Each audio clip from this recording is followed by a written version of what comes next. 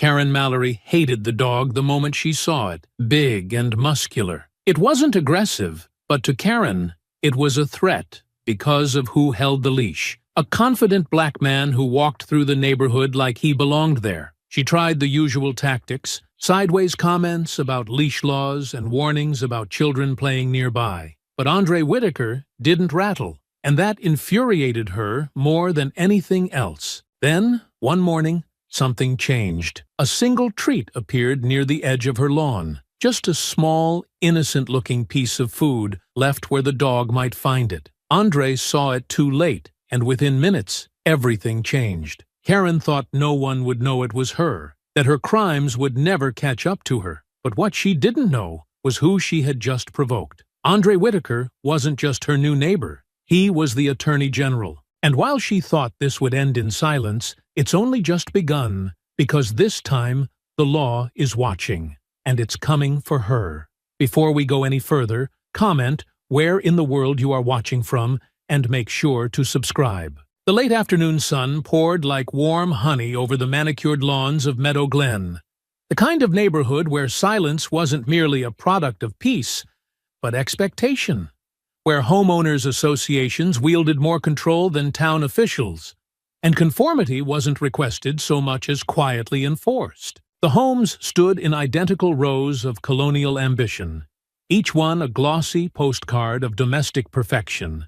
Trimmed hedges in symmetrical obedience, driveways polished to near mirror gleam, and American flags hanging just so from every other porch. On the surface, it was picturesque, even enviable, but beneath the charm, something colder stirred.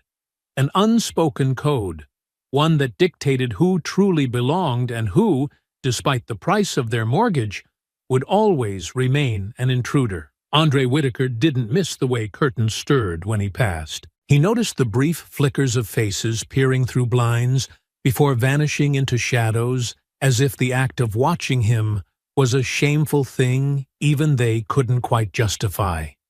He didn't need to be told he was being observed. The stares were as palpable as humidity, clinging to his skin, even as he walked with the same ease and grace that had defined his presence in courtrooms and press briefings for years. It didn't matter that he wore a tailored tracksuit or that his Rottweiler Duke stayed perfectly at heel. To some of these people, the image of a tall, well-built black man moving confidently through their neighborhood, dog leash in hand, was enough to stir every fear they'd learned to dress up as concern. The leash was unnecessary, if Andre was being honest. Duke, with his gleaming black coat and intelligent amber eyes, obeyed with the kind of precision that came only from training layered with mutual respect. There was no tension in the leash. It hung loose between them, swaying gently as they moved past flowering shrubs and automatic sprinklers, humming beneath perfect grass. Duke's ears flicked toward the sound of birds, but his stride never changed. His focus never shifted. He walked beside Andre as if he understood the importance of posture in this place, where perception meant everything. As they turned the corner onto Wexley Drive, the energy shifted, not dramatically, but with the subtlety of a chill in still air. A figure stood on her porch across the street, arms crossed, one foot planted slightly ahead of the other like she was preparing for confrontation that hadn't yet begun. Karen Mallory, mid-50s, silver blonde hair pulled into a tight knot, and the permanent scowl of someone who considered themselves the final line of defense for the neighborhood's standards. She didn't smile. She never had. Not since the day Andre moved in and introduced himself with a polite handshake she didn't take. She watched them again now, eyes locked on Duke, her jaw clenched just tightly enough to be visible. Andre felt it in his chest, that now familiar flare of irritation, but he kept his face calm, unreadable. He wasn't new to this dance. He had dealt with senators who had mastered the art of smiling while sharpening knives beneath the table. Karen was no different, just smaller, just louder. "Afternoon," he said coolly, nodding without slowing his stride. Karen didn't return the greeting. Instead, her eyes dropped to Duke. "Is that dog leashed?" she asked. her voice carrying in the kind of crisp tone that didn't expect an answer so much as compliance. Andre stopped, slow and deliberate. Duke sat at his side without being told, his head tilted, as if he too was trying to interpret the hostility being aimed his way. "He's leashed," Andre replied evenly, holding up the loop still relaxed in his hand. "And licensed. And vaccinated. Would you like to see his paperwork?" Karen's eyes narrowed, the faint twitch at the corner of her mouth betraying her frustration that he wasn't reacting the way she wanted, wasn't flinching, wasn't getting angry, wasn't giving her the scene she was clearly itching to ignite. "That dog looks dangerous," she said, shifting her weight, as if that changed the weight of her words. "You know this is a family neighborhood." Andre almost laughed, but the smile that curled his lips didn't reach his eyes. "And I'm walking my dog, in silence, on a leash. Tell me, what exactly about that threatens your idea of family?" Karen bristled. "You don't need to be snide. I'm just saying, people around here are concerned. You may not realize it, but Rottweilers have a reputation. I've read stories. They snap. Just like that." Andre looked down at Duke, who blinked slowly, utterly unbothered. "You read stories," he echoed softly, more to himself than to her. "You know, some people read stories about black men walking through neighborhoods they just moved into. Doesn't make them true." Her lips parted, startled by the directness, but no words came. He nodded again, slower this time. "Have a good day, Mrs. Mallory." And with that, he continued walking. Duke beside him, the leash still loose, his back still straight. He didn't look over his shoulder, didn't glance back to see if she was still standing there. He didn't need to. He felt it, the seething indignation clinging to her like perfume, sharp and synthetic, reeking of superiority wounded by its own impotence. As he rounded the next corner and disappeared from her sight, he exhaled through his nose. The air felt heavier now, tinged with something ugly. He knew that look she gave him hadn't been a warning.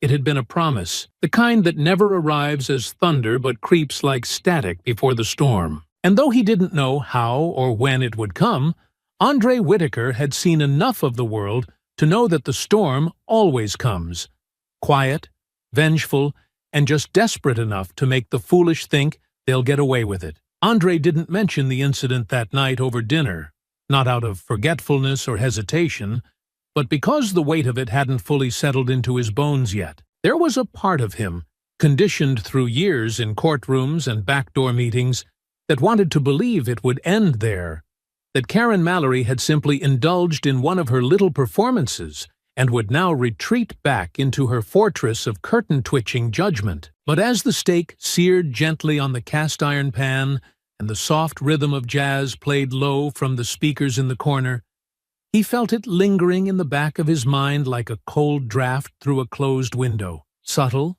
persistent, and unwelcome. Sharon noticed, of course.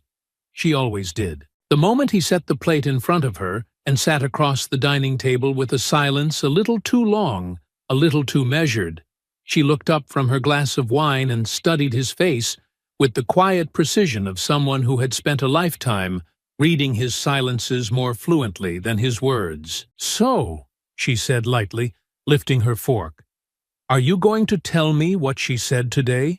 Or am I supposed to guess which shade of ridiculous she decided to try this time?" Andre let out a breath that sounded too much like a laugh to be won and too bitter to be amusement. "She's worried Duke is a threat to the neighborhood," he said, carving into his food without looking up. "Apparently, he looks dangerous. Might snap. You know, one of those family neighborhood concerns." Sharon chewed slowly, eyes narrowing slightly. "Did she say that before or after you reminded her who you are?" "I didn't," Andre replied, finally meeting her gaze.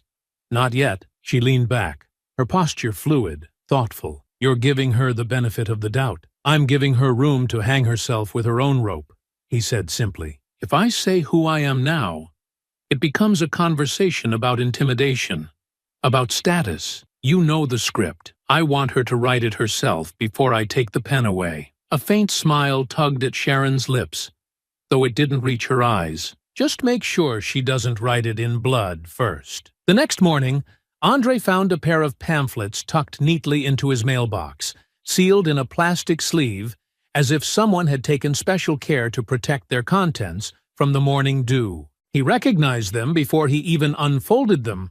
One was from a local animal control office, outlining leash laws and neighborhood expectations for aggressive breeds. The other was a printout of a blog post titled, "Why Rottweilers Might Be More Dangerous Than You Think." There was no note, no signature, not even a highlighted section to indicate the intention. But none of that was necessary. The message was clear enough. Someone, Karen, had taken the time to gather information she believed would justify her discomfort and disguise it as civic duty. Andre stood there for a long moment, the morning sun casting long shadows over his front steps.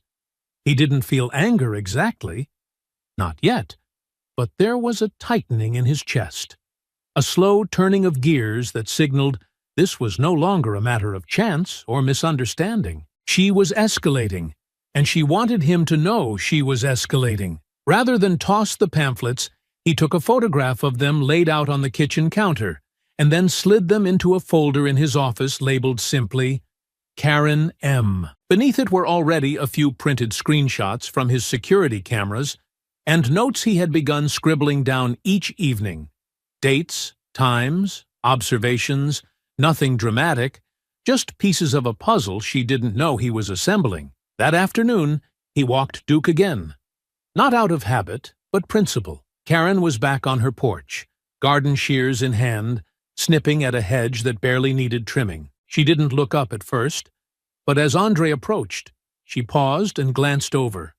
Eyes cold, mouth thin. She said nothing. Andre slowed, stopped at the edge of her yard, and gave her the smile he reserved for people who thought themselves too clever to be caught. "I got your reading material," he said, voice calm.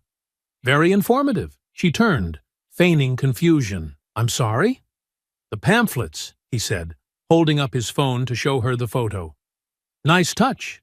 Appreciate the concern." Karen blinked, the smile she offered paper-thin and brittle. "Oh, well, I just thought it might be helpful. Some people don't realize how dangerous those dogs can be, especially with children around." Andre nodded slowly, letting her sit in her own words for a beat too long before replying. "And some people don't realize how dangerous it is to dress prejudice up as public safety." Her lips parted, just slightly. "Excuse me?" "No," he said, stepping closer, still calm, still level. "You don't get to hide behind politeness, Mrs. Mallory. You don't get to leave anonymous warnings in mailboxes and pretend you're just being neighborly. If you have a problem with me or my dog, say it plainly." Karen's jaw tensed. "I don't have a problem. I have concerns." "Well, let me put your concerns to rest," Andre said, his tone cooling further. "Duke is a certified, retired service dog. He's never bitten a soul. He's licensed, leashed, and trained, which is more than I can say for some people." She flinched, but he didn't wait for her rebuttal. He turned and continued down the sidewalk, Duke at his side, the leash slack between them like a quiet defiance. Behind him, he could feel her watching, eyes burning into the back of his skull, the seeds of something uglier already beginning to sprout. And as the dog walked beside him, alert but unbothered, Andre made a mental note, not of what she'd said, but of what she hadn't. The silent message in her clenched fists and pursed mouth. She wasn't finished, and neither was he. The next confrontation didn't begin with words. It began with silence, the heavy, expectant kind that settles over a street before something unnatural breaks the routine. Andre had begun to notice how the neighborhood shifted its rhythm when he and Duke appeared. Sprinklers that once sputtered faithfully on their morning schedules now held their breath until he passed. Lawn chairs were occupied one moment and vacated the next. Even the mail carriers seemed to speed up when they approached. It was subtle, but patterns always betrayed themselves in time, and Andre, having built his career unraveling stories no one wanted told, was not the kind of man to ignore such patterns. It was on the third consecutive morning that the change occurred. He had chosen a slightly different route for Duke's walk, not out of fear or discomfort, but because he didn't want to give Karen the satisfaction of routine. Predictability gave petty people leverage, and he had no intention of becoming predictable. The morning air was cool, the sun just beginning to rise above the rooftops, casting gold across the sidewalks. Duke trotted ahead with quiet focus, his tail wagging lazily, nose occasionally sniffing at the grass, but never straying far from Andre's stride. And then he saw it. Subtle, seemingly innocuous, lying at the very edge of Karen's lawn, where the boundary between sidewalk and property blurred. A small dog treat, half buried in the grass, oddly out of place. Andre slowed, brow furrowing. It wasn't unusual for dogs to drop treats or toys during walks, but something about this one felt deliberate. It was too neatly placed, too clean, as though it hadn't been dropped by accident, but set there with care. Before he could react, Duke's head dipped. Andre's hand tensed around the leash, but it was already too late. Duke had sniffed it once, then taken it gently into his mouth and swallowed. Andre swore under his breath, moving to pull him away, but the treat was gone. The dog licked his lips and looked up, tail thumping once. It was in that moment that Karen emerged, as though cued by some silent signal, stepping out onto her porch with a mug in her hand and a smile so artificial it should have come with packaging. She was in a robe this time, hair pinned up, trying to look casual, unbothered. But Andre saw the glint in her eyes. Not satisfaction, not yet, but anticipation. She wanted something to happen. Something she could narrate later to the neighborhood forum or the HOA board, painting herself as the watchful neighbor standing guard against perceived danger. "Morning," she called, tone chipper enough to curdle milk. Andre didn't answer. His eyes drifted from her to the patch of grass where the treat had been, then back to her again. She followed his gaze and offered a shrug that was far too casual. "Something wrong?" she asked, taking a sip from her mug. "Did you leave anything out here?" he asked, voice flat, almost conversational. Karen tilted her head, feigning innocence. "Out here? No. Why?" Duke suddenly wobbled. It was slight, barely more than a hesitation in his gait. But Andre felt it immediately. The leash tightened in his hand as he knelt, eyes narrowing. Duke stood still for a moment, then blinked slowly, his head dipping low as though suddenly drowsy. Hey, boy," Andre murmured, placing a hand on Duke's side. The dog looked at him, but his eyelids were heavier now, breath shallower. Another second passed, then he staggered again. Andre's chest tightened as panic crawled up his spine. He looked at the patch of grass again. "What the hell was in that?" he snapped, standing and fixing his gaze on Karen. She stepped back slightly, startled, her mask of composure slipping. "Excuse me? There was something on your lawn. My dog ate it. Now he's acting like he's about to drop. What the hell was in it?" Karen held up both hands, her voice climbing in pitch.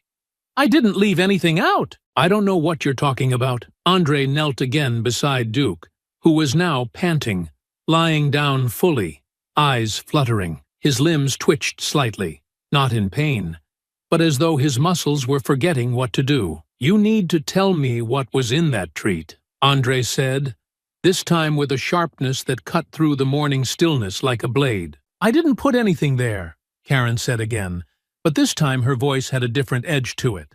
Less indignant, more defensive. Andre didn't respond. He was already lifting Duke's massive frame, gritting his teeth against the weight, ignoring the pain in his shoulders. The leash dangled loosely from his wrist as he carried the dog back down the sidewalk, every step fueled not by strength, but by fury, tempered into something colder, more focused. Karen called something after him, but he didn't turn.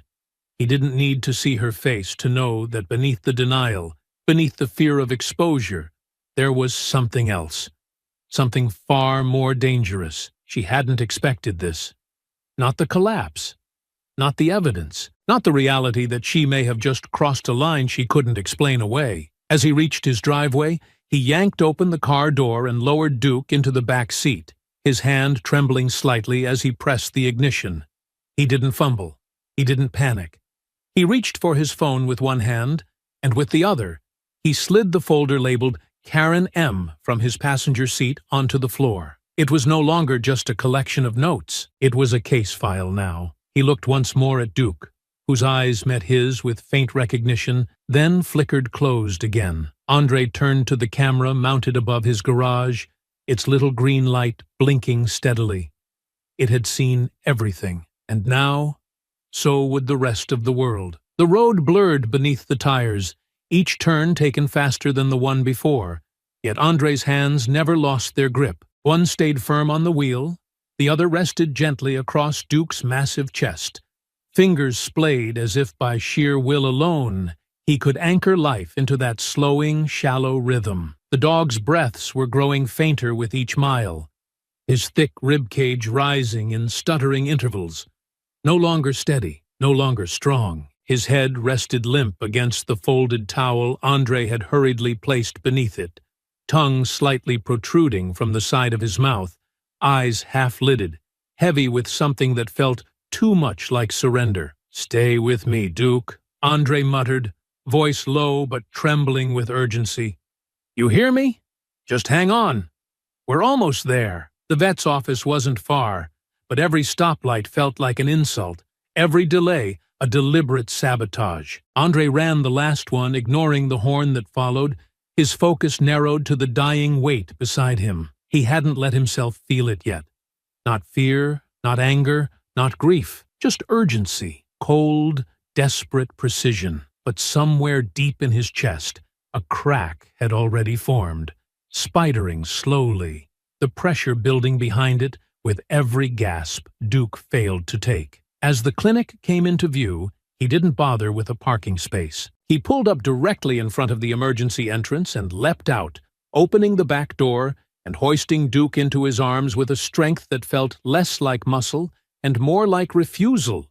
Refusal to believe this was the end. Refusal to let a walk in the morning sun become a eulogy by nightfall. The door slammed behind him, and the startled receptionist barely had time to look up before he was inside.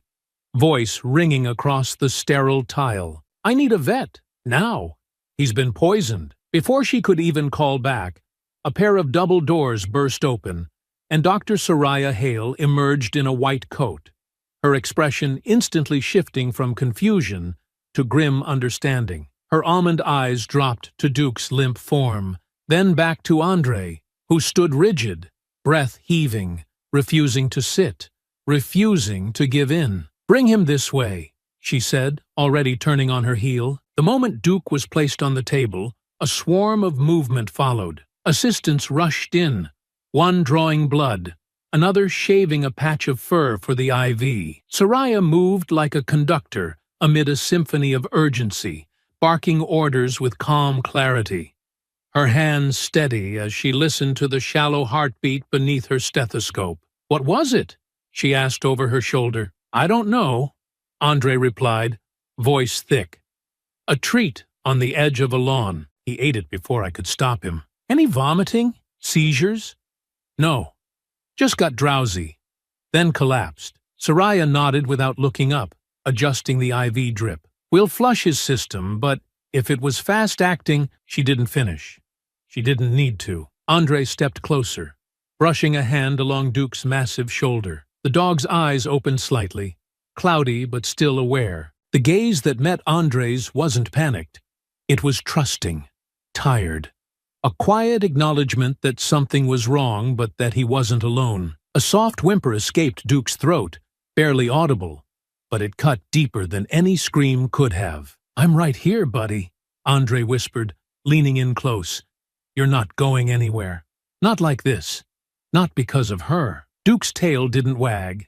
His body didn't move, but his eyes stayed locked on Andre's, pupils dilated, breath rattling quietly. Soraya placed a gentle hand on Andre's arm, but he didn't look at her. "We're losing him," she said softly. "His heart's failing. Whatever it was, it's spreading fast." "No," Andre said, shaking his head once, as if refusing to let the words settle. No, he's strong. He's been through worse. Duke let out another small sound. This one weaker, a breath that seemed to slip past his lips more than form within him. Andre knelt beside the table, his hands cradling Duke's face, thumbs stroking the familiar shape of his cheeks, the patch of silver just beneath one ear, the scar from a training incident years ago that never quite faded. Every inch of him was familiar, etched into Andre's life with the kind of permanence that didn't allow for endings. "You saved me more times than I can count," Andre murmured, blinking against the sting behind his eyes. "Every long night, every damn trial, you were there, always. Don't make me do this without you." For a moment, silence. Then, slowly, Duke blinked. His eyes, though glassy, remained on Andre's face. He let out a final breath, one that lingered on Andre's skin as if trying to say something words never could. And then, stillness. No gasp, no jolt, just absence. Quiet and absolute. The monitors flatlined with a single thin note. Soraya reached to silence it, but the sound had already scorched itself into Andre's ears. His hands stayed where they were, cupping Duke's head, eyes shut tight as if refusing to open would stop the moment from existing. He didn't know how long he stayed like that.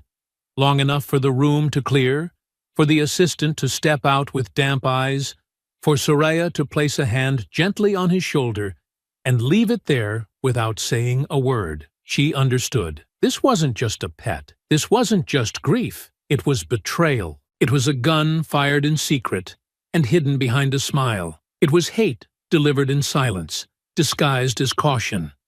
It was murder without a name. Andre finally stood, his body slow and heavy, hands trembling as he reached down one last time to stroke the fur along Duke's back. The warmth was fading now. The weight was shifting from living presence to memory. He turned without a word, stepped out into the hallway, and walked through the fluorescent-lit corridors until the evening sun hit his skin again. The brightness didn't offer comfort.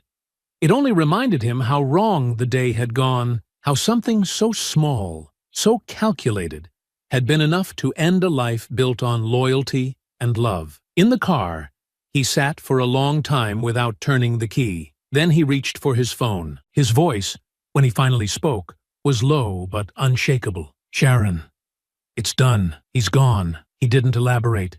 He didn't need to. He put the car in gear.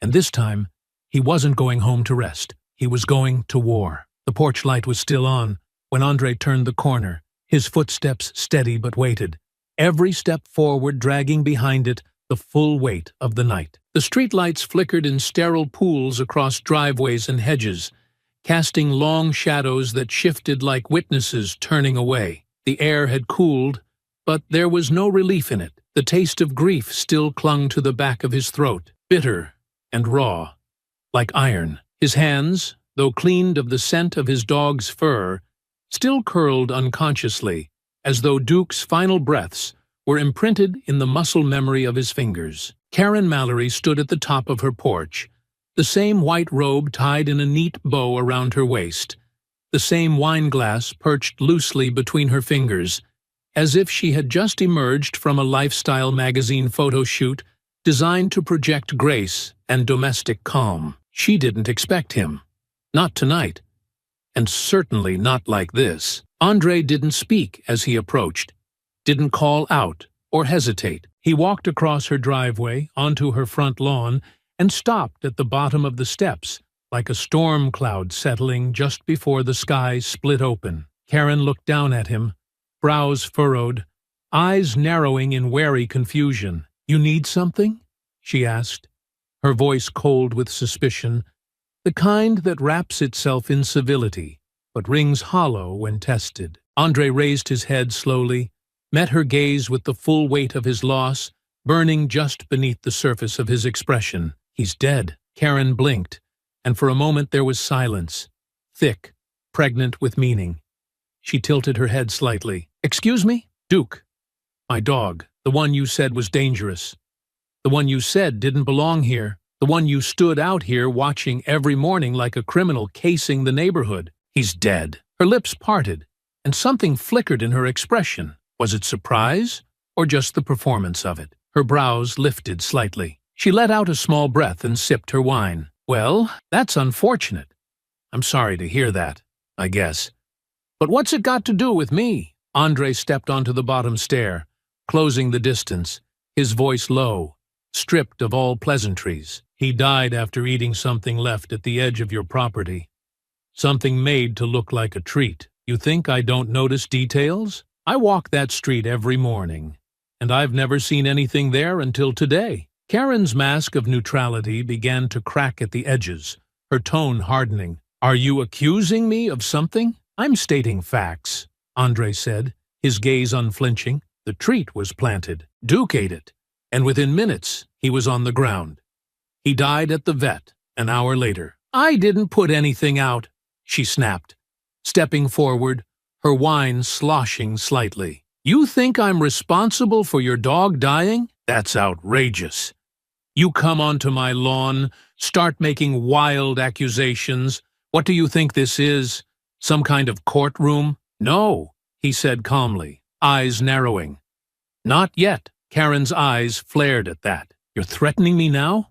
Is that what this is? You think just because something happened near my property, I'm somehow to blame? Andre didn't move, didn't blink. You made it clear how you felt about him. You made it clear how you felt about me. And now, the dog you were so desperate to get rid of is gone. Less than an hour after I saw you standing on this porch, watching me. So you tell me, what am I supposed to think? Karen's voice rose sharply, brittle and furious. That's your problem. You people are always playing the victim, always looking for someone to blame. Maybe you weren't paying attention to your own damn animal. Maybe he got into something because you weren't controlling him properly. But no, of course it's easier to point fingers. Andre tilted his head, just slightly, something shifting behind his eyes. Not anger, but resolve. You want to talk about control? Let me tell you something, Karen. You picked the wrong man for this. You thought I'd get loud, thought I'd lose my temper, give you something to cling to.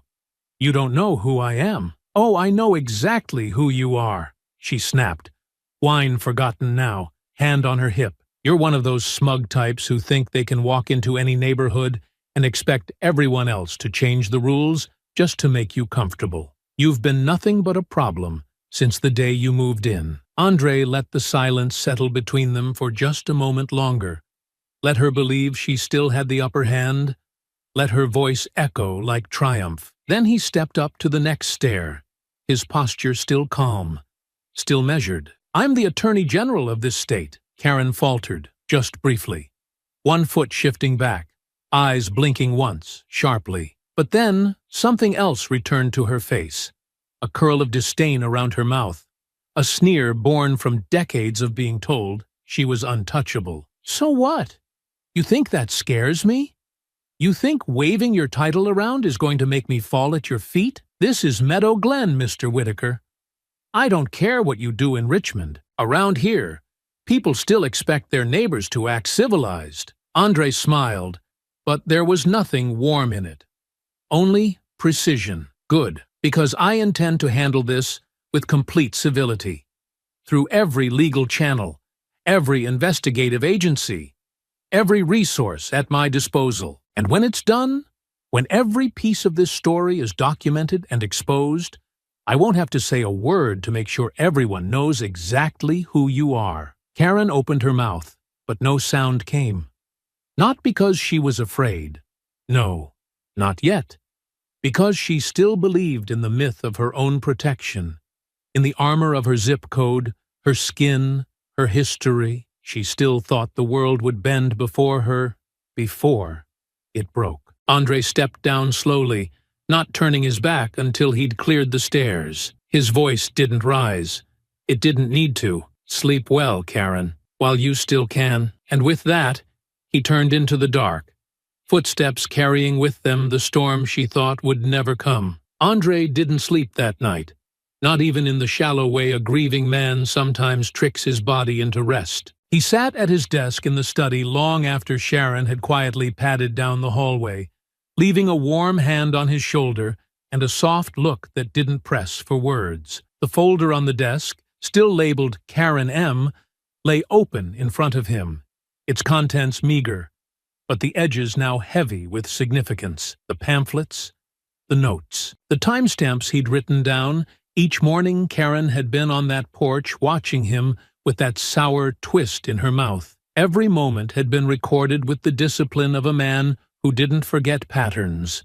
And now those pieces, once scattered and benign, had begun to form the outline of something far uglier. By morning, the first call he placed was to the vet's office. Not to question the facts, but to request the report. Dr. Soraya Hale answered herself, her voice laced with the residual heaviness of the night before.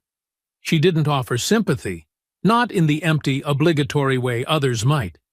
She offered clarity, offered truth. "We ran the toxicology overnight," she said, her tone professional but gentle. There were heavy traces of anticoagulant rodenticide, highly concentrated, the kind designed to make an animal bleed from the inside. That treat was soaked in it. I've already signed the official incident report and filed it with animal control. Andre listened in silence, letting the confirmation settle.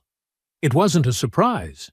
It was a nail, one of many he would line up before hammering them home, one by one. "I'll need a copy," he said, "for formal use. I'll send it today.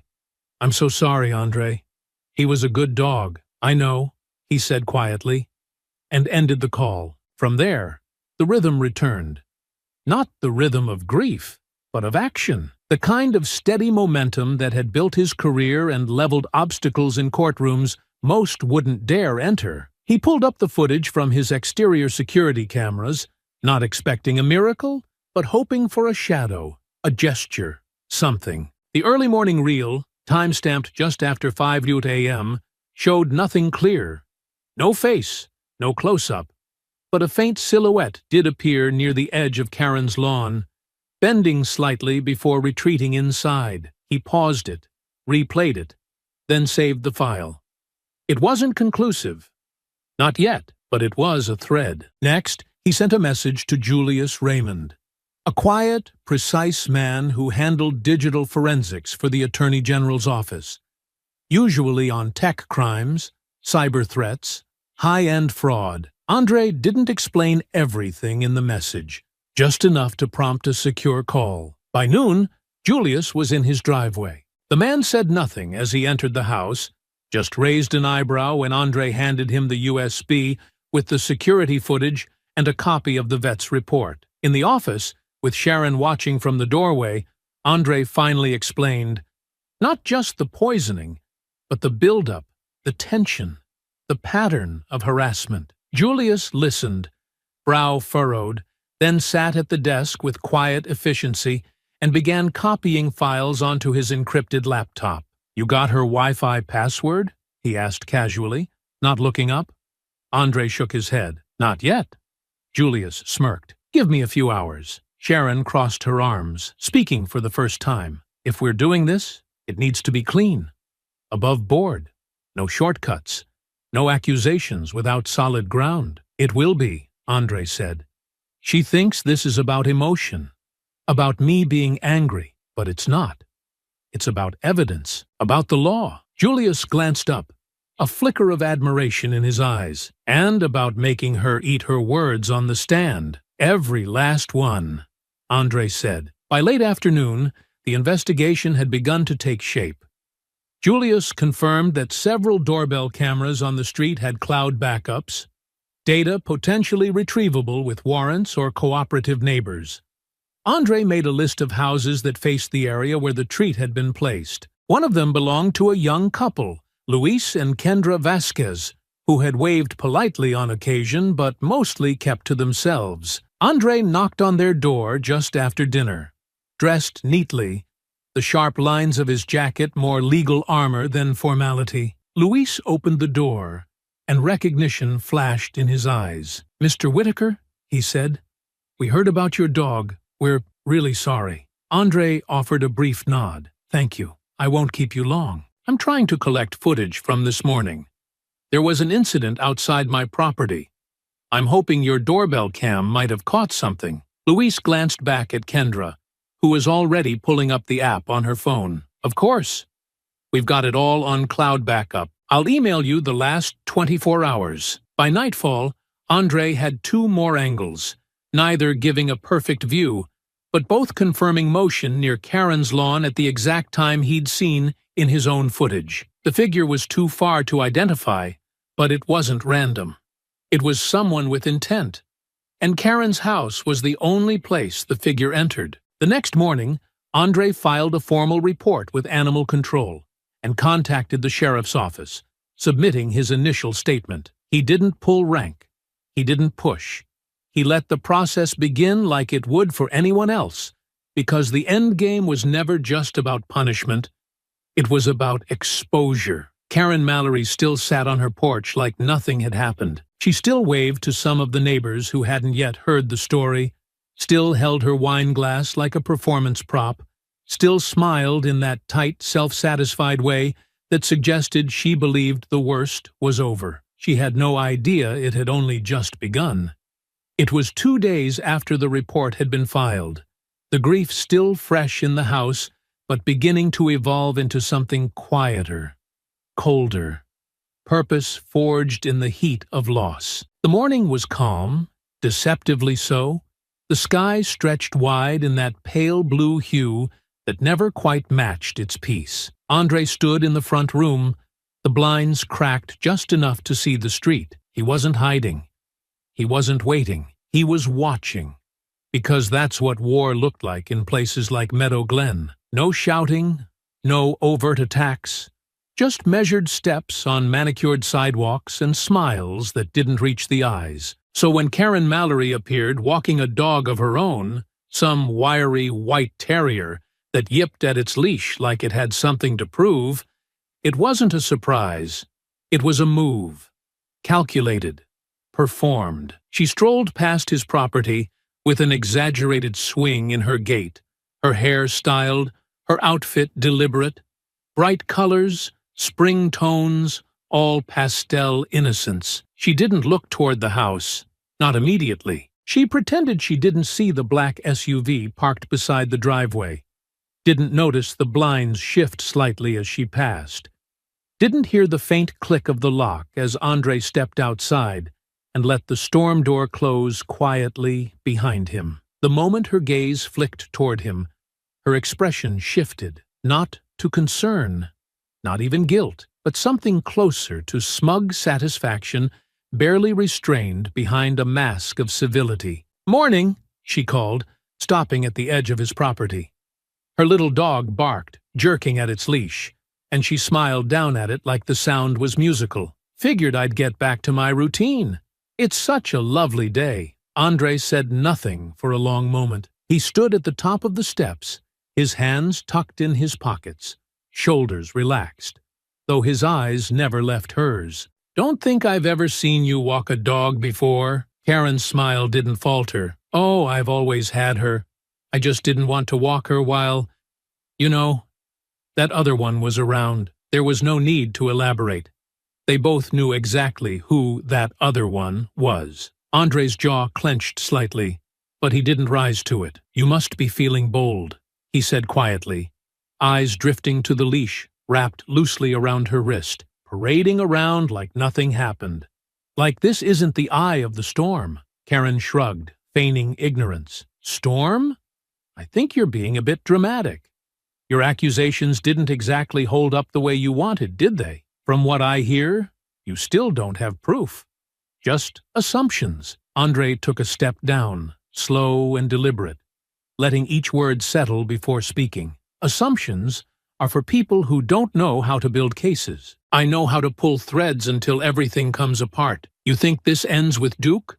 You think I only filed one report?" She blinked, then tilted her head, a brittle little laugh escaping her lips. "You really don't know when to let things go, do you?" "Oh, I do," Andre replied, stepping closer now, his voice still low, still composed, but heavy with a certainty she couldn't laugh off. But not when the pattern is this clear. Not when someone spent years getting away with the kind of cruelty that hides behind HOA meetings and anonymous complaints. Karen's mouth opened, but he didn't let her speak. See? I started digging, not just into that morning, but into you. Your name's been on a half-dozen incident reports from the last 5 years. Noise complaints against the Rodriguez family that moved in across from you before they sold their home under value and left town. Complaints filed against the Jamesons when their black nephew visited and parked his truck on the curb. Letters to the HOA about standards of decorum and suspicious individuals. You never use slurs. Never say anything you can't defend in a statement. But the pattern's there, and it's loud. Karen's smile faded slightly, her mouth thinning into a line. And now, Andre continued, with Duke dead, a toxicology report in my hand, and camera footage that places movement outside your lawn at the exact time of day you were out there. Well, let's just say the sheriff's office is very interested in the full picture, especially when the Attorney General of the state is the one asking for transparency. Her eyes narrowed. You're trying to threaten me with your office? No, he said, stepping off the final stair, voice dropping to something colder. I'm not threatening you. I'm reminding you that your little performance, the robe, the wine glass, the innocent routine, none of it's going to hold up once the subpoenas start rolling in. You have no idea how deep I can go. This isn't about revenge. This is about accountability. And I'm going to ensure that every lie, every whisper campaign, every passive-aggressive note you've ever hidden behind is pulled into the light. Karen's dog barked again, tugging on the leash. She didn't speak for a moment, her face pale now, lips pressed together in a tight, defensive line. I've lived here for 20 years, she said finally, her voice low. I know this neighborhood.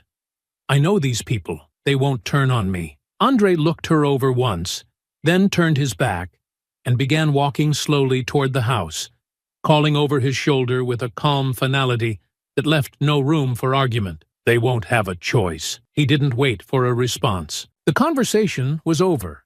Not because he had silenced her, but because she didn't yet understand that this wasn't about who the neighborhood believed. It was about what the law revealed. And when the documents came forward, when the complaints and footage and forensic reports aligned like threads in a net, there would be no safe place left for her to stand. Not here, not anywhere. Back inside, Andre returned to the desk. Julius had just messaged. One of the neighbors down the block had agreed to release their security footage, and a data retrieval warrant had been filed for Karen's digital activity. Emails, deleted texts, anything suspicious flagged by behavioral patterns. It was no longer about what had been done. It was about everything that came before, and everything she thought she got away with. The breakthrough came 3 days later, not with fanfare or some dramatic flourish, but in the form of a quiet notification blinking at the corner of Andre's screen. Just a small, unassuming email from Julius Raymond, flagged as encrypted and urgent. Andre had been at his desk all morning, sorting through statements from neighbors, compiling photos of the sidewalk where Duke had collapsed, organizing a timeline so airtight it could suffocate a lie. When the alert chimed, he paused mid-sentence, eyes narrowing as he clicked it open. What waited on the other side wasn't just confirmation. It was fire. Subject: Karen Mallory. Search history. Archive: pulled from router logs. 14-day snapshot. Attached was a secure file. Rows of digital fingerprints. Every click, every curiosity, every breadcrumb she had left behind in the quiet confidence of assumed privacy. Julius had traced her activity through the home's router after obtaining a preliminary authorization, working around firewalls she hadn't even realized were there. The data had been stripped of timestamps, organized, and now laid bare on Andre's screen like a confession too stubborn to admit itself aloud. He scrolled slowly, reading each line not with surprise but with the kind of grim vindication that only deepens when truth confirms every suspicion. Is rat poison fatal to dogs? How to make dog treats at home, no bake. How long does it take for dog to die from poison? What's the penalty for poisoning an animal in Virginia? How to keep neighbor's dog off your lawn? Are security cameras admissible in court? What does the Attorney General actually do? Andre leaned back in his chair, the last query lingering longer than the rest. That one, tucked quietly between two Google searches about homemade peanut butter recipes and HOA guidelines, wasn't just incriminating. It was insulting. Karen had known. Maybe not right away, not when she placed the bait, but at some point after that, after the confrontation, after his calm refusal to be baited into rage, it had dawned on her. She had looked him up. She had typed his name into that little search bar, hoping to understand what she was up against.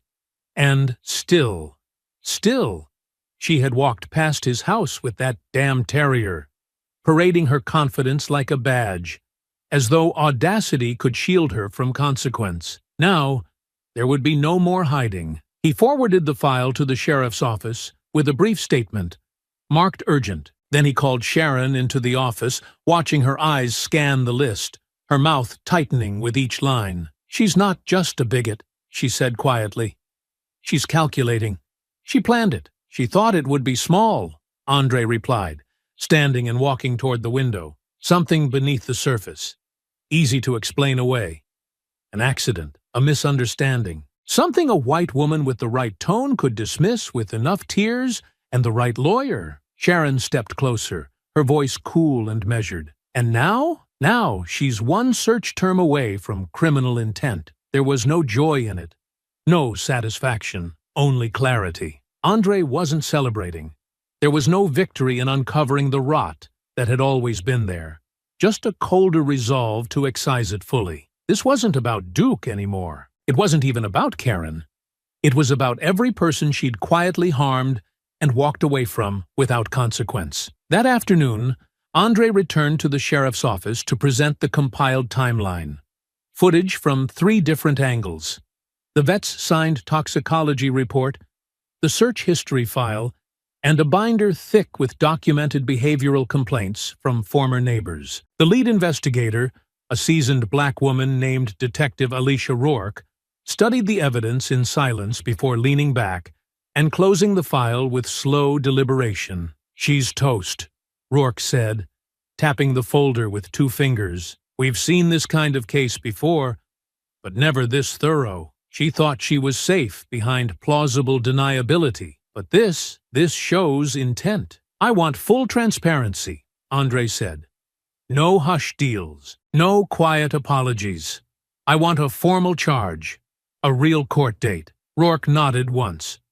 "You'll have it." Word spread fast after the formal charge was filed. Karen received the notice the next morning, served directly to her door. She opened it while standing on her porch, robe askew, hair frayed at the edges from nights spent sleepless. Andre watched from his study window as the envelope trembled in her hand. She didn't shout, didn't cry. She just froze, staring at the papers as if willing them to vanish, willing the words to rearrange themselves into something less damning. But they didn't. Later that evening, Officer Jenna Paulson stopped by Andre's home. She had been the first to respond on the day Duke collapsed, and though protocol had kept her distant at first, something had shifted when she learned who Andre was. Now, standing in his entryway, uniform crisp, she held her hat in her hand like the moment demanded something more than formality. "I heard the DA's office is moving ahead," she said. "Good, they are," Andre said, nodding. "But it's not just about her anymore. It's about what she represents. How long she's been allowed to act like this?" Paulson nodded, jaw tight. "I've had her flagged in the system for years. Complaints filed by renters, by kids on skateboards, families that didn't look right to her. Nothing ever stuck. But this will." Andre stepped back and let her inside. The conversation moved from facts to stories. Paulson quietly sharing how often women like Karen used law enforcement as a shield, how racial bias dressed itself in neighborhood concern, She didn't say the word racism outright. She didn't need to. It hung in the space between them.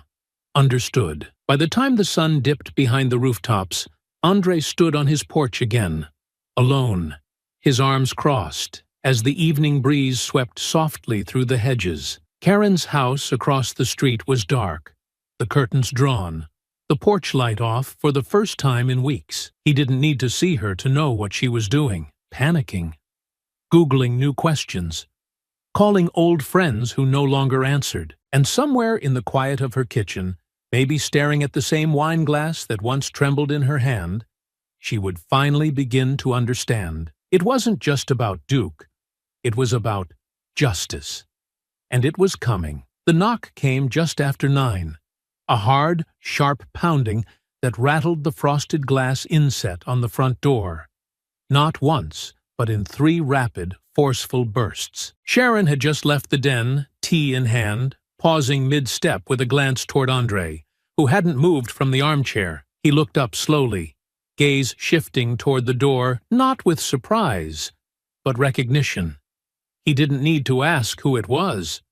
The rhythm was too frantic, too entitled, too loud for anything else. "I'll handle it," he said quietly, standing with a calm that didn't match the noise outside. By the time he reached the entryway, the pounding came again, louder this time, knuckles slamming against wood with the kind of rage that didn't mask desperation so much as announce it. Andre unlocked the door and opened it halfway, his face composed, his body blocking the threshold. The porch light illuminated Karen Mallory in full unraveling, hair disheveled, robe hanging open over day clothes she hadn't bothered to button properly, cheeks flushed, eyes wild with something that hovered between rage and panic. "You smug bastard!" she hissed, the words spilling out before he could even speak. "What the hell do you think you're doing?" Andre didn't respond right away. He studied her, the way her hands clenched at her sides, how the folded court summons was crumpled in one fist,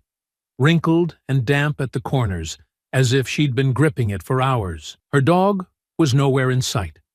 Her mask of composure was gone. "You're going to regret this," she said, stepping forward until she was inches from the doorway, jabbing a finger toward his chest. "You think this is justice? This is harassment. You've poisoned my name with lies, turned the entire neighborhood against me. I've got people whispering when I walk past now. Friends aren't returning calls. My HOA position's under review, all because of you." "No," Andre said calmly, hands still at his sides. "All because of you." Her face twisted, nostrils flaring. "You had no right digging into my life. That search history was private. You invaded my home. I followed the law," he said. "You should try it sometime." That pushed her over the edge. She surged forward without warning, her palms striking him hard across the face. An open-handed slap meant less to injure and more to humiliate, to shatter his composure, to provoke the reaction she had been waiting for since the beginning. The sound cracked in the night air like a snapped branch. Sharon gasped from behind him, her mug crashing somewhere near the hallway. Karen stood there panting, hand still raised, chest heaving, as if the force of her own blow had startled her more than him. Andre didn't touch his face. He didn't flinch. He stood still, the red mark blooming slowly on his cheek, as silence stretched long between them. The porch light buzzed faintly above, casting a yellow halo that seemed to isolate them from the world. Just the two of them, and the consequences between them. "You're finished," Karen whispered, her voice trembling now, losing volume even as her posture tried to stay defiant. "You've ruined everything. And for what? Some dog?" "For justice," Andre said, reaching into his pocket. She didn't see the phone until it was already unlocked in his hand. The screen aglow. He didn't shout, didn't threaten. He simply pressed a single number, the one already queued. 911. "What's your emergency?" the voice answered. "I'm reporting an assault," Andre said, still looking directly at Karen. "An adult white female, early 50s, assaulted me on my own property. She forced her way up to my front door, struck me across the face. I have a witness.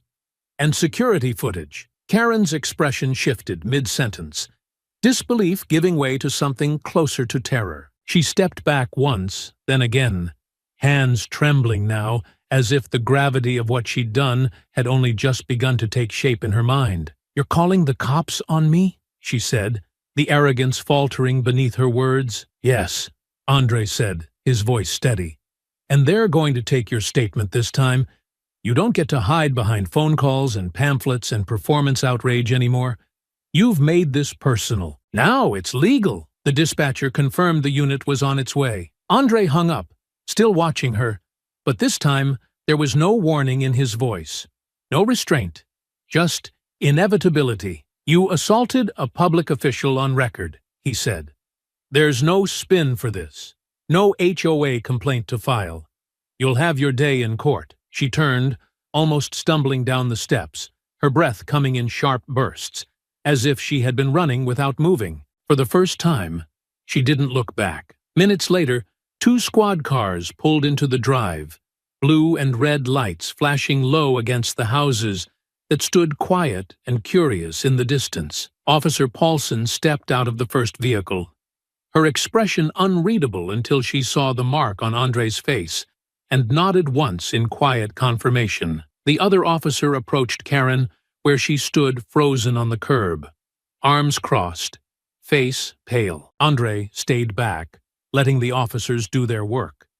He gave his statement cleanly, directly, knowing the footage from the porch camera had already captured everything. Sharon stood beside him now, silent, watching the scene unfold, as if still waiting to wake up. "She really thought she was untouchable," she said softly, her voice carrying not surprise, but a kind of exhausted disbelief. "She's spent her life being told she was," Andre replied, "but this time, the world is watching." Across the street, Karen was being placed into the back of the cruiser.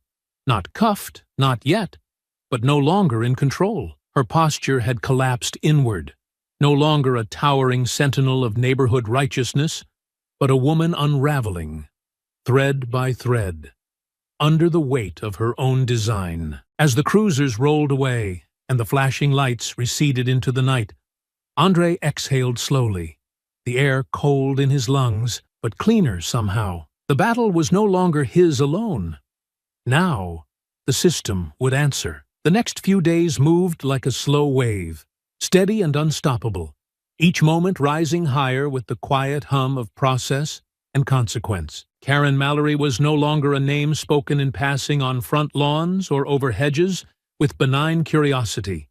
She had become a headline, a warning, a symbol. The arrest had not gone unnoticed.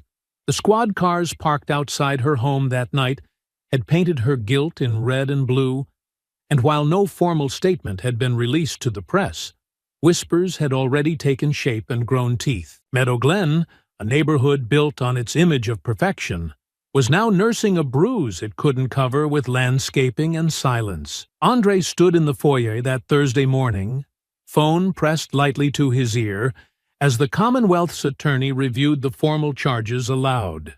His tone was measured, almost clinical, but Andre didn't need dramatics to understand the magnitude. 1 count of aggravated animal cruelty with intent, based on the toxicology report and search history. 1 count of trespassing.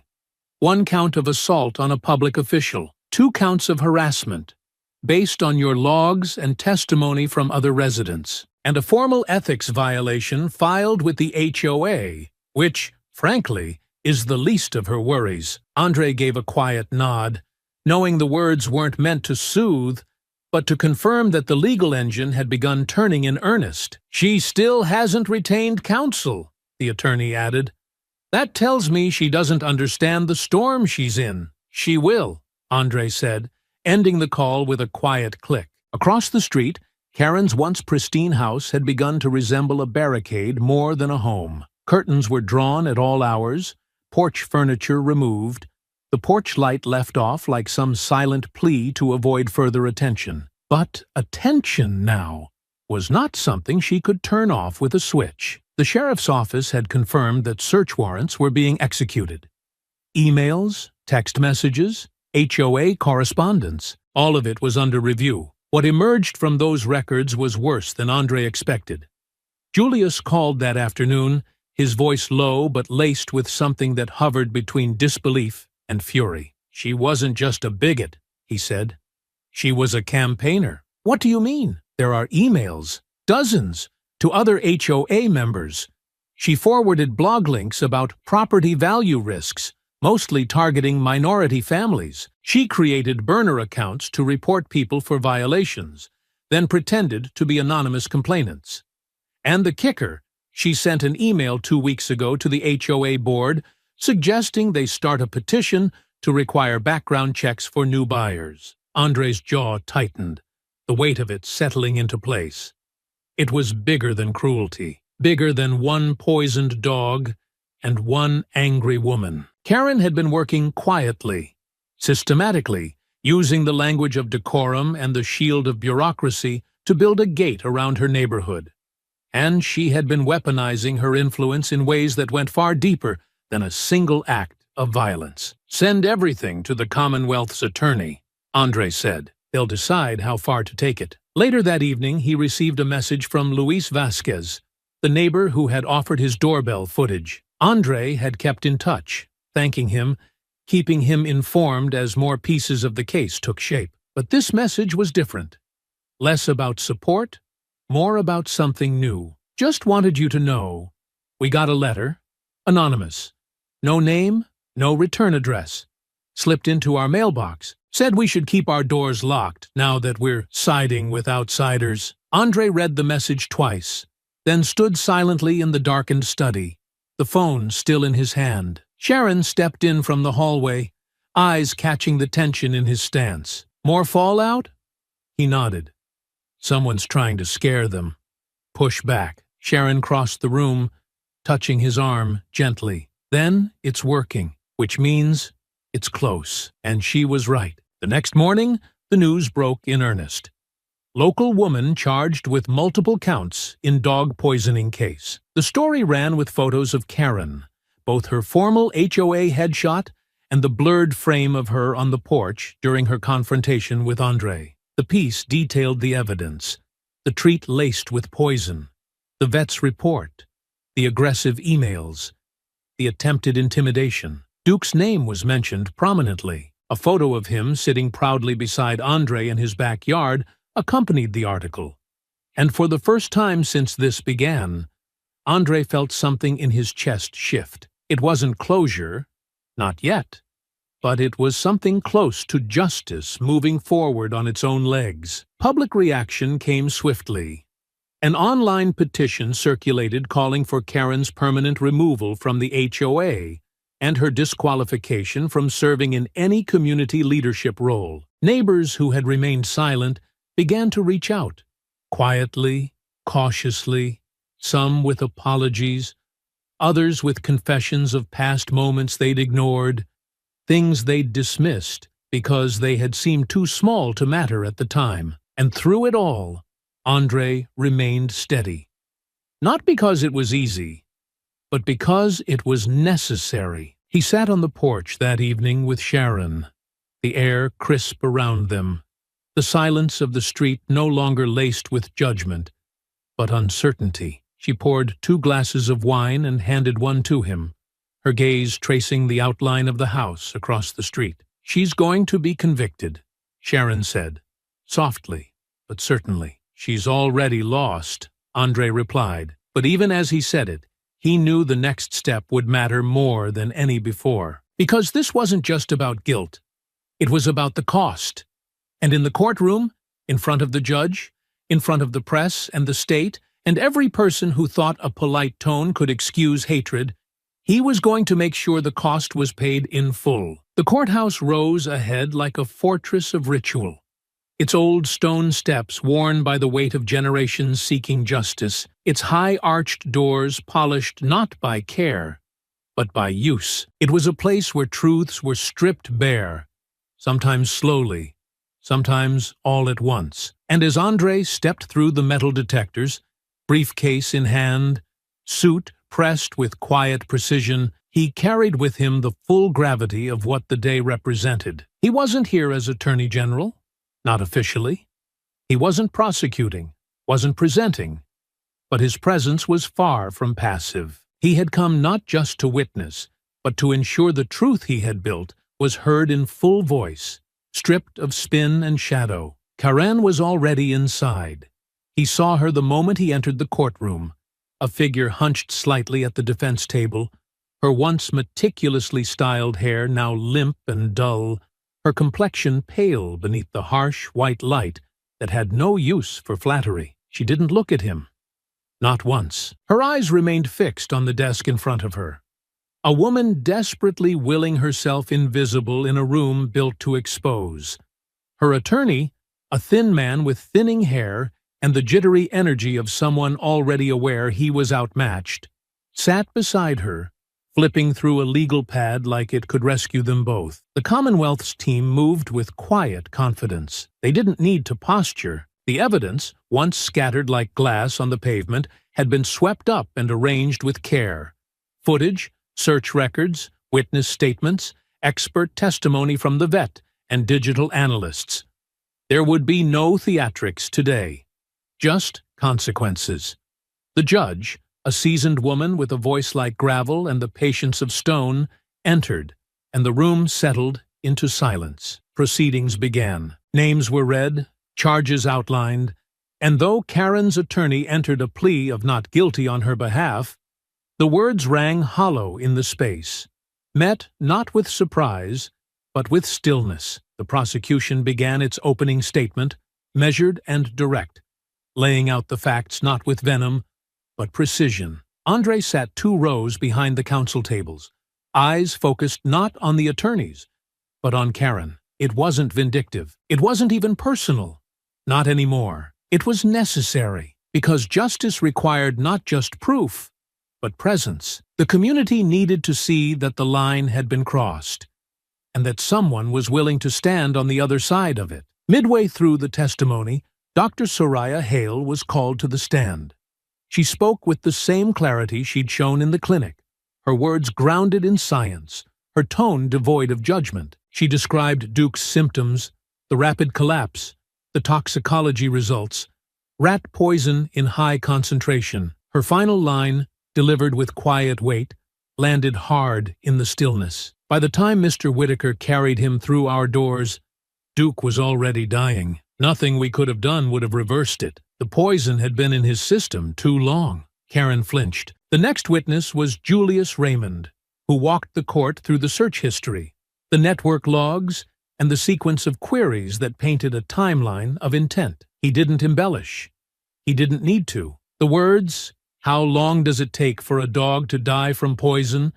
said enough all on their own. And still, Karen did not look up. But it wasn't until the final witness that the silence in the room began to shift. Luis Vasquez took the stand with quiet nerves but firm voice, describing the anonymous letter his family received after sharing the camera footage. "It said we should lock our doors," he told the court, his hand resting over Kendra's in the gallery. "That we'd chosen the wrong side. That's not something you forget." The judge allowed the letter to be submitted as supporting evidence, and when Karen's attorney objected, the judge overruled without hesitation. The pattern of behavior was clear. This wasn't about one act.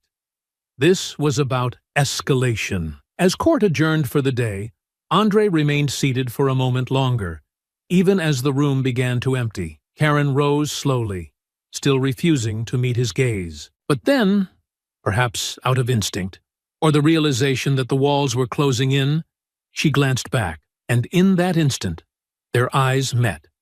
Not across a street, not through a windshield or a security feed, but here, where lies had nowhere left to hide. Andre didn't gloat.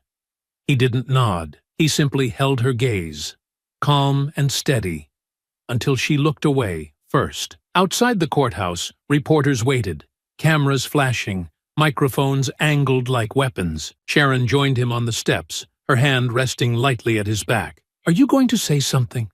she asked quietly. Andre looked at the crowd, then at the courthouse behind him, and finally at the blue sky overhead. "No," he said. "Not yet." The law's already speaking. He stepped down into the crowd, calm amidst the flashing lights, letting the moment pass without claiming it. The real victory wasn't the headline. It was the truth, laid bare for all to see, impossible now to ignore. And inside, in a courtroom no longer hers to manipulate, Karen Mallory sat alone with the echo of her own choices. The second day of the trial opened under heavy skies, the kind that threatened rain without the commitment to follow through, gray clouds casting long shadows over the courthouse steps.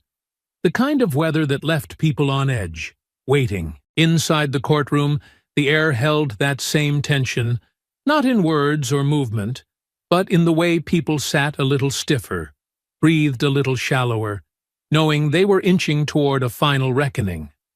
What had begun as neighborhood gossip had matured into legal consequence, and the eyes of the state, once distant and impersonal, now stared directly into the heart of Meadow Glen. Karen Mallory looked like a ghost of the woman who had once stood on her porch, as if the concrete beneath her feet had been consecrated. The bright blouses had been replaced with a muted gray jacket that seemed to swallow her whole. The bright blouses had been replaced with a muted gray jacket that seemed to swallow her whole. Her face, once tightly arranged with superiority, now sagged at the corners, drained of color and certainty. Even the arrogant posture she had carried into court on day one had wilted beneath the mounting testimony.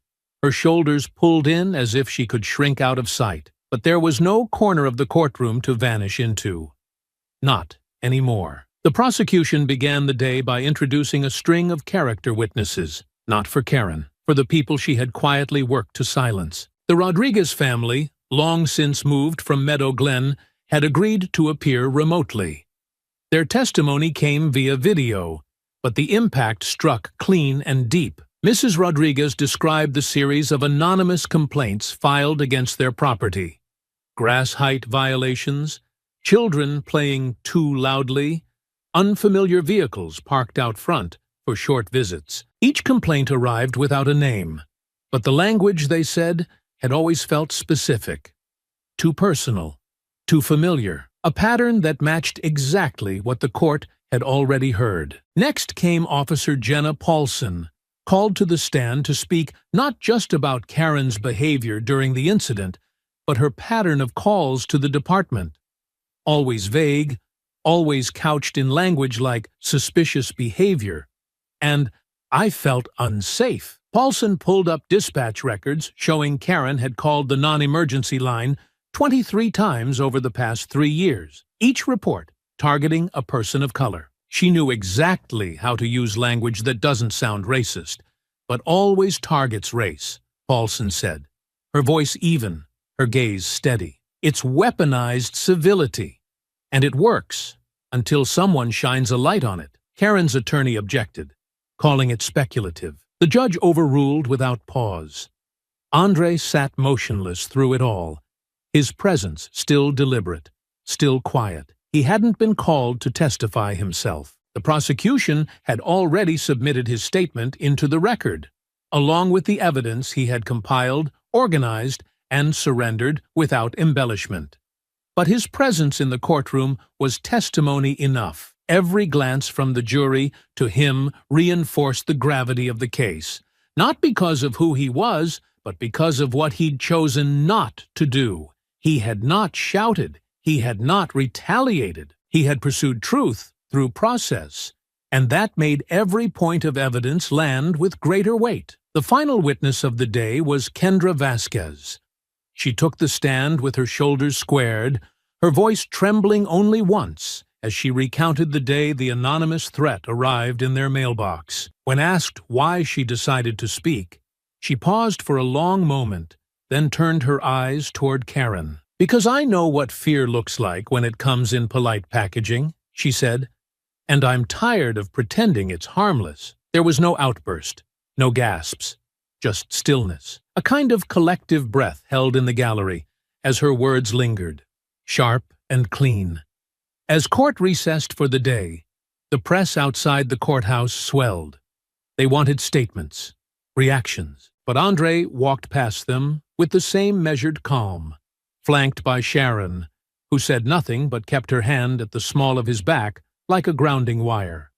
The prosecution had done what they came to do.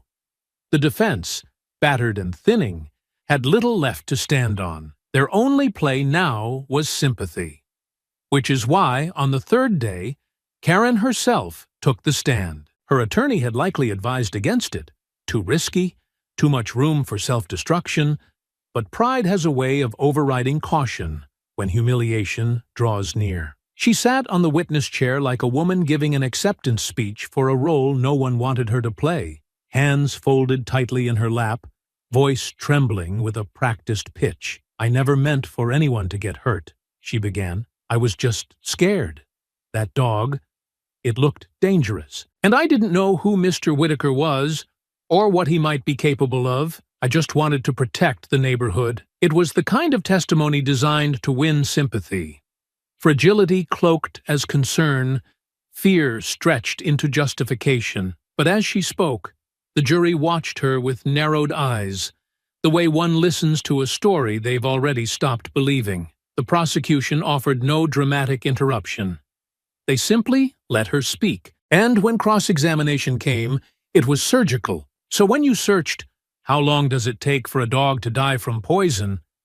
that was for your safety. When you made a peanut butter treat, laced it with rodenticide, and left it at the edge of your lawn, that was self-defense. And when you struck the Attorney General of this state across the face in front of a witness, that was protection. Karen's answers grew thin, evasive, wrapped in qualifiers and hypotheticals. The courtroom watched her unravel, not with violence, but with quiet erosion, each answer cracking the mask until there was nothing left but the bare, undeniable shape of her choices. When she finally stepped down, she didn't meet anyone's eyes.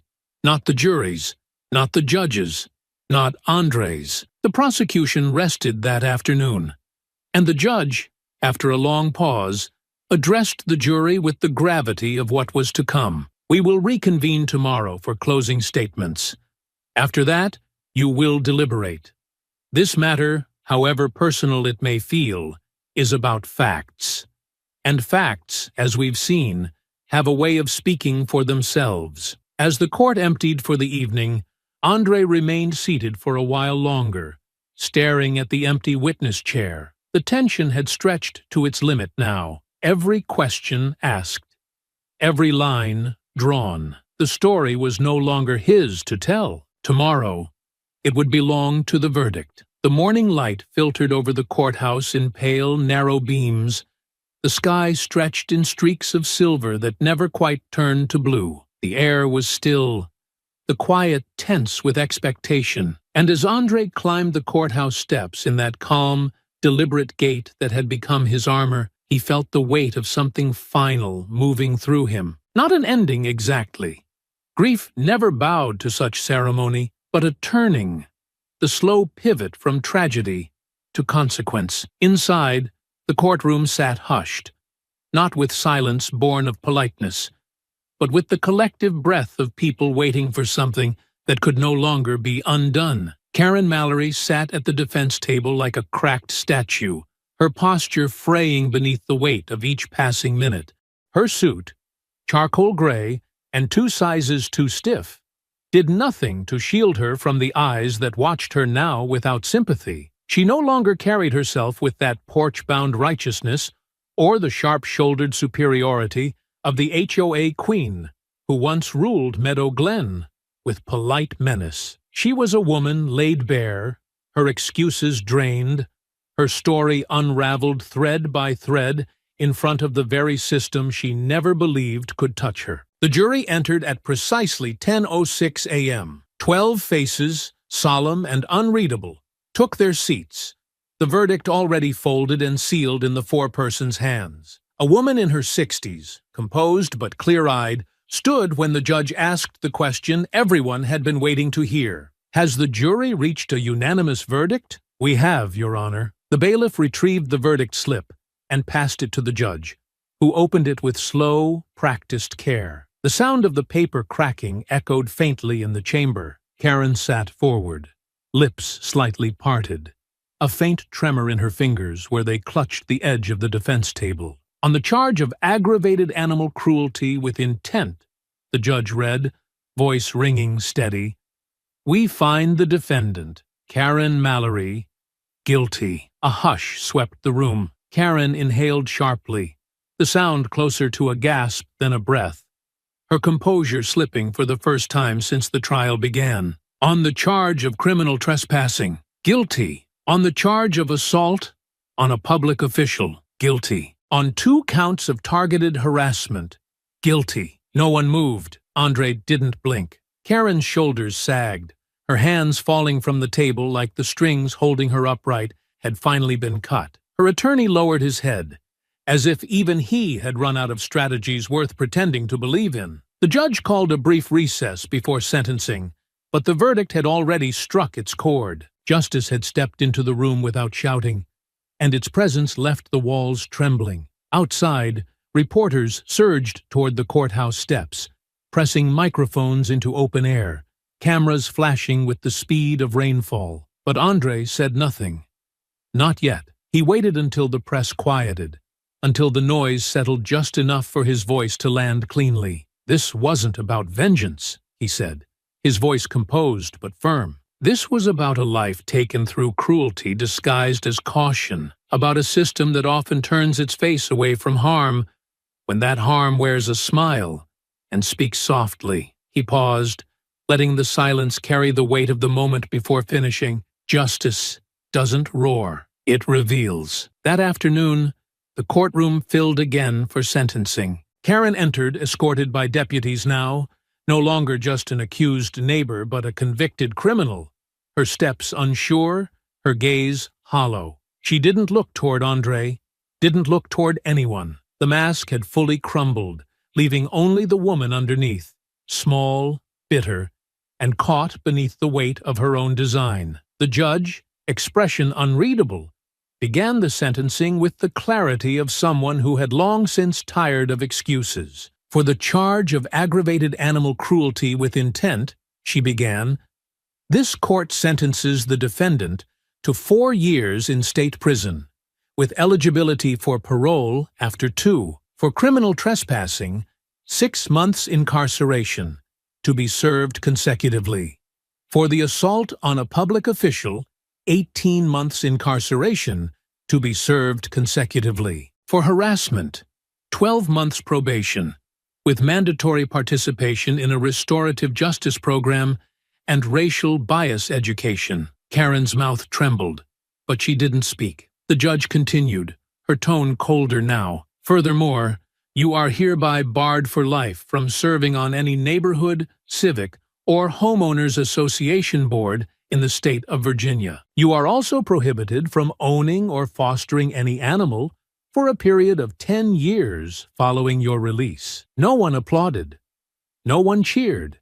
It wasn't that kind of victory, but the silence, when it settled, was clean. As Karen was led from the courtroom in cuffs, no longer escorted, but officially taken into custody, Andre finally exhaled, not in relief, but in release. The war she had started with a whisper, with a poisoned treat buried in the grass, had ended not in rage or spectacle, but in truth, undeniable, documented, and now engraved into the public record. Outside, the sky began to break, clouds parting slowly to reveal a pale line of sun creeping through. Timid but persistent, Sharon stepped beside him, her hand finding his as they walked down the steps together. She said nothing, just matched his stride, her presence steady and grounding. "You did it," she said at last, her voice quiet. "No," Andre replied, "we did. Everyone who spoke. Everyone who refused to look away." He looked back once at the courthouse doors as they closed behind Karen Mallory. Not with hatred, not with triumph, with certainty. She had spent a lifetime learning how to hurt without consequence. Now she would spend years learning what it meant to finally answer for it. The cemetery lay just beyond the city's edge, nestled beneath a canopy of tall, rustling pines that whispered even when the air was still. It was the kind of place built for memory, not spectacle. Quiet, shaded, respectfully distant from the rest of the world. The late afternoon sun filtered down through the trees in dappled patterns, soft and golden, casting long shadows that moved gently across the trimmed grass and simple stones. There were no towering monuments here, no marble angels or elaborate inscriptions, just names, dates, and the space in between where love had once lived. Andre stepped out of the car first, the door clicking softly behind him as he paused beside the path, eyes already drifting to the road just ahead. Sharon walked with him, arm gently looped through his, her pace slow, her expression composed, but her grip tight around his wrist as if to anchor them both in the moment. Neither of them spoke. The silence between them wasn't heavy. It was sacred, carved out not by the absence of words, but by the presence of understanding. They reached the spot near the edge of the property, where the earth still bore the faint signs of a recent burial. The grass hadn't fully grown in yet, and a modest marker, matte black, polished just enough to catch the light, rested at the head of the plot. The engraving was simple. Duke. Loyal until the end. 2016 to 2025. Andre crouched down slowly, his hand brushing across the top of the stone. The metal was cool beneath his fingertips, the lettering smooth, each carved word still so new it felt unfinished. He let his hand rest there for a long while, his breath deep and steady, his body still, as though he were afraid to shift too quickly and break something fragile in the air. "I should have seen it coming," he said quietly. Not to Sharon, not to the trees, but to Duke, to the stillness that now held the weight of his absence. "I knew what she was. I knew what she was capable of, and I still let us walk past that house." "You didn't let anything happen," Sharon replied gently, kneeling beside him, her voice a balm against the sharp edge of guilt. "She made that choice. You protected Duke every day of his life. You gave him more safety, more love, more dignity than most people ever get." Andre nodded, jaw tight. His eyes remained fixed on the stone. "He trusted me. Every command, every step, every look, he was always looking back to me, even when he was dying. Especially then." Sharon reached over and placed a small bouquet at the base of the stone. White lilies mixed with dark blue asters, chosen not for symbolism, but for memory. They had once filled the vases in the living room where Duke used to nap near the hearth, his head resting just beneath the windowsill, ears twitching at the hum of the neighborhood outside. "I remember the day you brought him home," she said, a faint smile touching her lips. "He was terrified of the stairs. You spent an hour on your knees, coaxing him up one at a time, like each one was a mountain." Andre chuckled softly, the sound low and warm, but heavy. He thought the coffee grinder was some kind of demon. Every time it buzzed, he'd look at me like, "You're just going to let that happen?" They sat in silence for a while, letting the breeze carry the memory between them. Birds flitted through the trees overhead, their songs light and fleeting, a gentle reminder that the world still moved, still sang, even when hearts broke quietly beneath the surface. "I hated how it ended," Andre said at last, his voice rougher now. "That it had to be about courtrooms and charges and headlines. That I couldn't just mourn him without turning it into a fight." "You didn't turn it into a fight," Sharon said firmly. "You turned it into justice, and he'd have wanted that.